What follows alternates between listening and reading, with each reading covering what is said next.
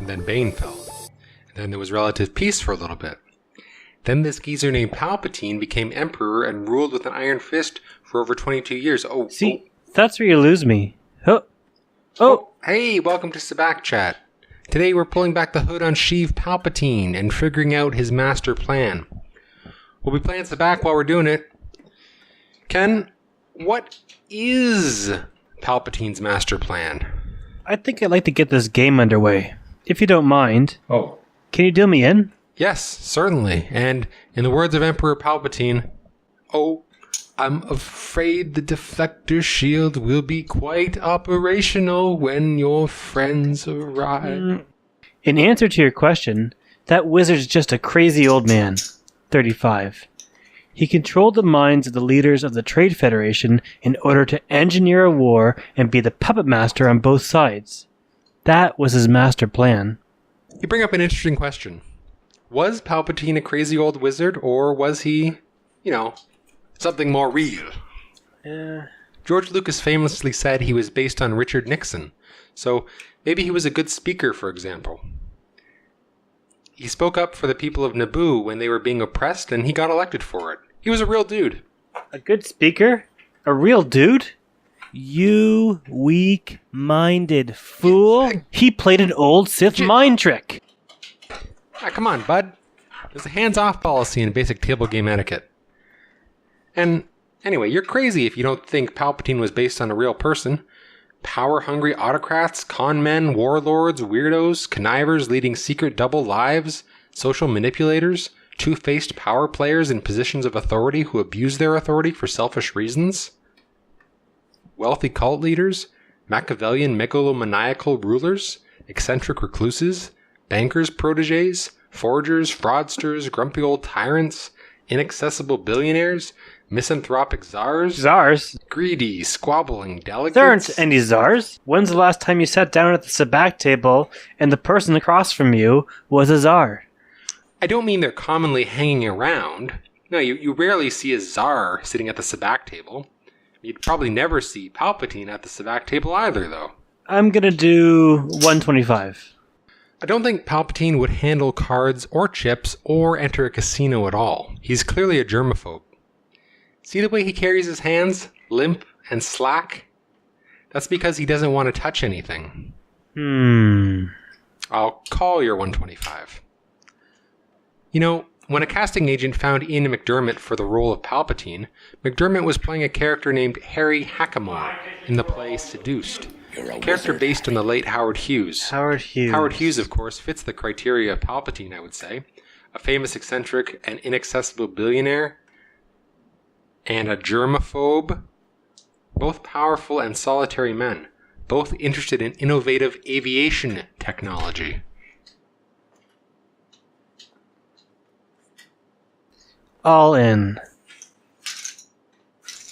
Do you mean if Howard Hughes got himself into a position where he was able to take all legal authority from the Senate and give it to himself? Not a very realistic scenario.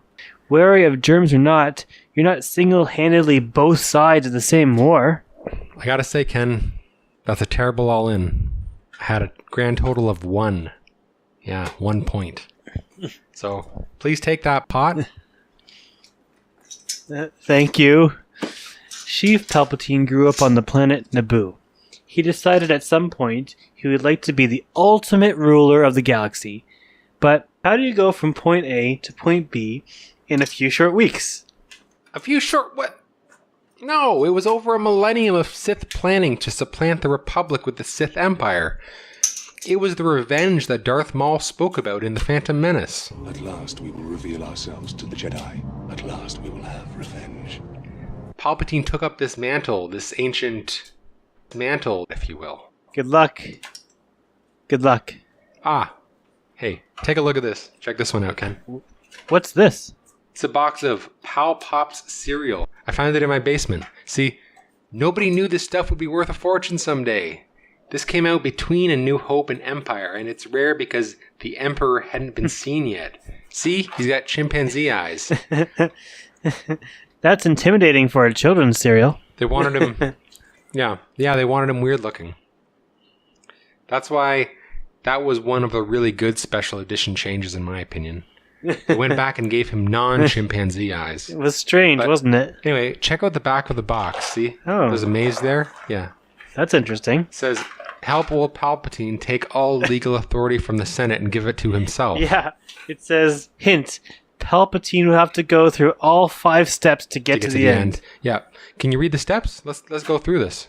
This maze is done, Garth. That's got to affect the value. Yeah, I know. But we can go through the steps and see if Palpatine followed them through the prequels and elsewhere. Absolutely.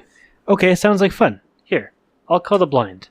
Step 1 says, provide a clear and compelling vision for the future of the masses. I can't believe it says on a children's serial, provide a clear and compelling vision for the future of the masses. Well, it makes sense. I'll stand here.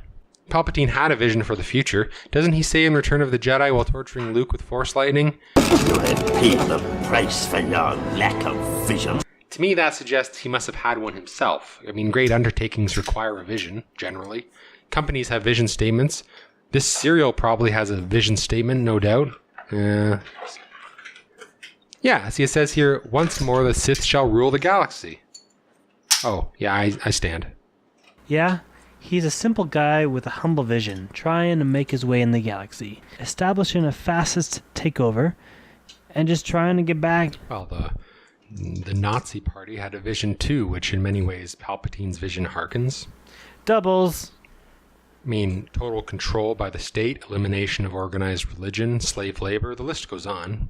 The rest of the list is advancing from the position of chancellor, the height being approximately right, the way the troops salute, the fascist uniforms, Vader's low back helmet, the word stormtrooper, this rifle, Hux yelling. Doubles. Oh. We got a shift here. Please relinquish your hand. Dude, Palpatine's manifesto had nothing to do with Nazis. He envisioned the return of the era of Sith imperialism under the Bainite system, the return of Chiweithan, the rule of 2. No, Palpatine was not a Bainite, Ken. Palpatine was not a Bainite. Essentially, he was a Bainite, with some variation, thus needed an apprentice. He went to Dathomar and met with Mother Talzin, the witch. He combined his knowledge of the dark side with Night Sister magic, betrayed Talzin, and kidnapped her baby, the Sabacc Night Brother, who would become Darth Sidious's apprentice, Darth Maul. I don't recall reading about Hitler kidnapping an infant Sabacc apprentice. Look, I'm going to quote George Lucas, who spoke about the importance of having a vision. Roll clip. Vision. See? Short, to the point. That's it? That's all it is? Well, it's the way he said it. That's just the... Hey, actually, I think the tape That's messed just the up. word vision. The tape messed up. You said that was... I'm gonna. You said that was how he said it. Then you said the tape messed up. I'm gonna put in a big bet here. What's going on? Make it. I'll put in 80. Okay. 80? Okay. I remember when there was a vision for the Star Wars movies, episodes 1 through 6. Well, Disney has a vision too. They call it projected revenue. Just a different vocabulary. And you know what? I'll let you have this one. Not this hand. No. But this argument, this round. Take it. Oh. Anyways, what's the next step on Palpatine's maze? The next step on Palpatine's maze is control the superior technology. Ah, right, the arms race. Okay. I mean, that's what the Clone Wars was, essentially. The clones were superior to droids. Right. Clearly, the arms race is a real-life fact. Look at the U.S. versus the Soviet Union in procurement of nuclear weapons, leading up to and throughout the Cold War. So, for this one, I say we should score one for me. Okay? I'll bet another 80. Hang on. Score one for you just because you mentioned the Cold War? And 80 again? Hang on. So, the technology Palpatine controlled was cloning technology. Let me see if I got this straight. Sometime after the events of the Phantom Menace, Palpatine discovered that Jedi Master Sifo Dyas had secretly commissioned the creation of a clone army for the Republic. Jedi Master Sifo Dyas did this because he had foreseen a great war coming, so he thought it was important for the Republic to have an army. Sidious then had Sifo-Dyas killed and planned to use the clones himself. In the original script for Attack of the Clones, it was supposed to be Palpatine himself who commissioned the clone army. Sifo-Dyas was an alias for Sidious. The name was originally Sido-Dyas, a variation on the name Sidious, but the rumor goes that a staff member misspelled the name. The F and the D are right beside each other on the keyboard, and Lucas went with it. He went with Sifo-Dyas because of a typo. Because of a typo? The Kaminoans were intelligent. They looked like humans of the future. Bet 120. 400. Raise. Oh, okay. Well, I think their planet must have gone through an ice age or something and then melted, because the Kaminoans are white and they look like they evolved to be able to see over snow mounds. It's quite fascinating. 400, you say, eh? Yeah, 400. Well, I'll have to think about that, Ken. But at any rate, cloning is not science fiction. We know that. I mean, obviously, cloning a human army is... No, you're right. Cloning is not science fiction. It's real. It's all too real. And I'll give you this round. Not the hand, but score 1 for man. Nice. And I'll give you this hand. I fold.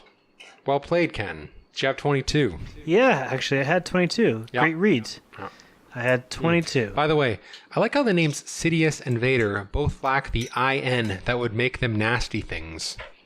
The word insidious, of course, means proceeding in a gradual, subtle way but with harmful effects.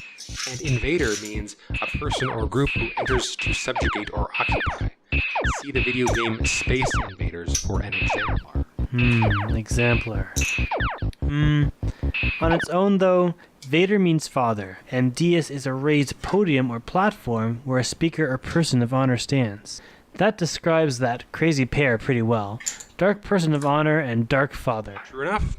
So, I think we have an accurate picture of Palpatine starting to emerge, of a cross between Richard Nixon and a Howard Hughes type figure on a raised platform. Step 1. Provide a clear and compelling vision of the future. Step 2. Control the superior technology. 1 point myth, 1 point man. Absolutely. And that order is very important. You don't want to mix up steps 1 and 2. Here's Lucas again. Roll clip. You don't invent technology and then figure out what to do with it.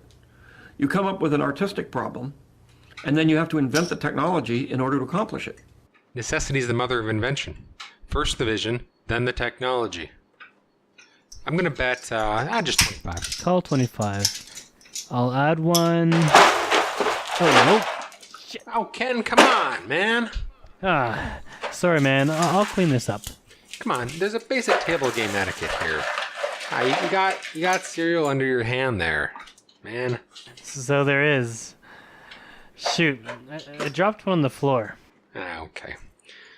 Well, what's step 3, Ken? Isn't it war measures or something? Step 3 says, manufacture a casus belli, or cause for war. All right, yes. Palpatine did that. I stand. Well, he wore 2 hats, right? He operated both sides of the Separatist crisis and what became known as the Clone War. Charismatic senator one day, lord over the Trade Federation the next day. Oh, We got no shift. no shift. Anyways, this made it easy for him to organize a false flag attack, which in turn became the casus belli for these wars. A false flag attack is when an enemy attacks? Yeah. No, not at all. No. It's an attack that appears to come from an enemy, but is actually orchestrated from the inside as a pretext for military aggression, usually.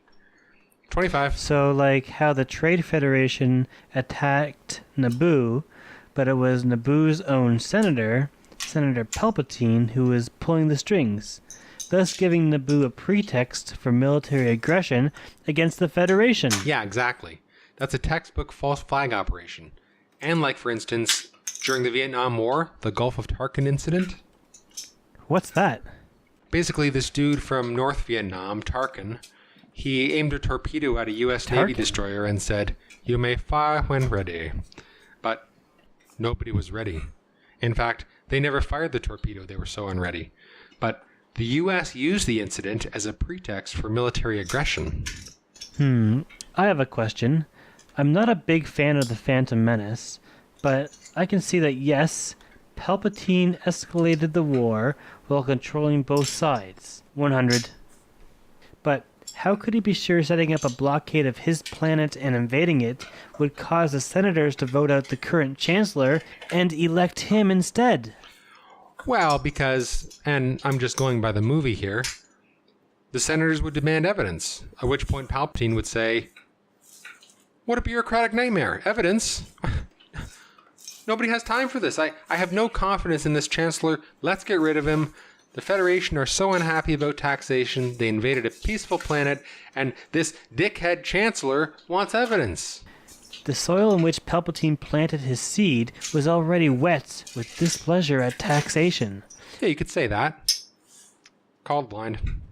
Okay, but how could Palpatine have been sure that it would be he who was elected in the Chancellor's stead? There are thousands of systems in the Republic and thousands of senators. Raised to 75 credits. Sure, well, there were two other candidates. Bail Antilles of Alderaan and Ailey Teen of Malastare. Call. But the people got behind Palpatine's cause because it was Palpatine's planet that was invaded. Ah, the sympathy card. What? Which? Endurance? He played the sympathy card. Palpatine. Oh, I thought you were protecting the sympathy card. I'm like, which one? No, that? not... Yes. Yes. And it worked. The senators felt sorry for his planet getting invaded. I'm going to stand. Now, can we take a moment to acknowledge the canon explanation, no, if any, as to how Palpatine found the time... The Gungans who died in battle. Can we take a moment of silence for the Gungans who died in battle? Thank you. Garth, you want to roll the dice? Excuse me. Not nearly long enough. Nowhere close. This is ridiculous. Excuse me. Let's get on with the game. Let's get the game going. Fine, be that way. Sabacc shift! We got a Sabacc shift. Okay. What is the canon explanation as to how Palpatine found the time and energy to do all this? He became lord over the Trade Federation in secret and trained an apprentice in the dark arts, all while running a high-profile political career by day. How does one do that and still get a good night's sleep? He doesn't get a good night's sleep, Ken. That's the problem. Look at those bags under his eyes. He's a no-nonsense eccentric leading a secret double life. The bags. I mean, these people exist, man. Like Batman. Check. That's a good one. Let's add Batman's cape to our portrait. Oh, starting to look way more like Sidious. I don't think you can compare Palpatine to Batman. One's the Dark Lord of the Night, the other's the Dark Knight of Gotham. The Dark Lord of the Night?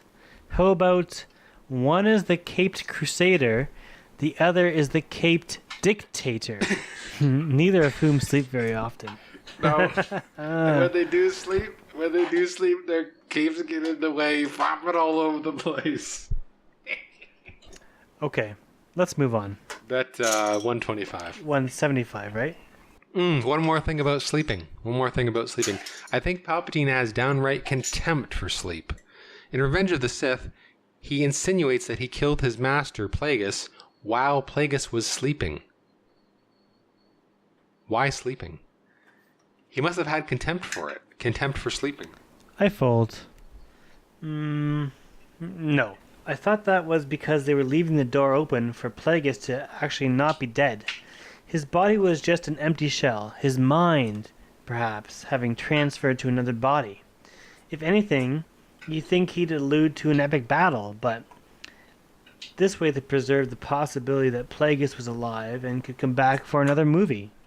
Oh, you folded on my wide boy. Oh, really? Wide boy? Yeah, good fold. Yeah, I finally had a wide boy. The wide boy, a.k.a. the faery empress. That's Anyways, rare. I think that line from Revenge of the Sith shows that Palpatine had contempt for sleep or whatever. Either way, their capes in the way, flopping all over. Sleeping doesn't make for good cinema, Garth. Is that 50? If you have a main character sleeping on screen, especially for any length of time, That's going to slow down the action. Well, Jabba the Hutt sleeps, Ken. He's one of the few, nay, the only main character we see sleep on screen. R2-D2 technically is sleeping. That's just powered down! I said technically. Technologically. Bet 100. R2-D2 sleeps technologically. Okay, fine. But Jabba the Hutt actually sleeps. The man is dozing off, which goes to my point about Palpatine having contempt for sleep, because Jabba is a stark contrast to Palpatine as villain in Return of the Jedi. Contrast the dirty, slimy throne room of Jabba's palace at the beginning of Jedi with the impeccably clean, polished throne room of Palpatine at the end of Jedi. Opposite in cleanliness, opposite in love of sleep. I'll call your 100. I don't think you're onto something there. They're very similar as villains too. They both enjoy a good laugh. Palpatine's always cackling. Oh, what's so funny? Anyway, this is all very comic book. He's cackling, he's never sleeping. Alderaan. 19. 21. Ah, good hands. Let's at least make sure Jabba the Hutt is not added to our portrait. Okay, good, he's not on there. Good. So, we can agree that Palpatine is a control freak. Sure, yeah. He doesn't want to sleep and let his guard down. He's a control freak. That's neither here or there.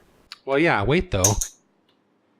All directors are they're vaguely like emperors, which is, I want to build the society to reflect me and what I want.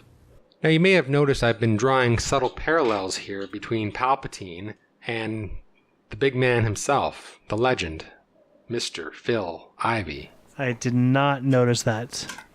10-time World Series of Poker bracelet winner whose rise to power is roughly similar to that of Palpatine since, well, they're both controversial figures. But they're great at what they do, deliberative action, self-made men, yet deceiving and strategic. Nefarious. Here, let's add some poker cards to the portrait. That's a whack comparison. You're going to add Phil Ivey to your list of Palpatine-esque people? Absolutely I am. You're raising to 50? Yeah. I call. That's just nutty, man. You might as well put anyone on there now. I was gonna compare him to the Tsar. No, I don't think so. We have a solid list going here. You don't have to agree with all of them. I think gradually an image of Palpatine is emerging in our portrait. I say take the poker cards away. But I'll concede this round.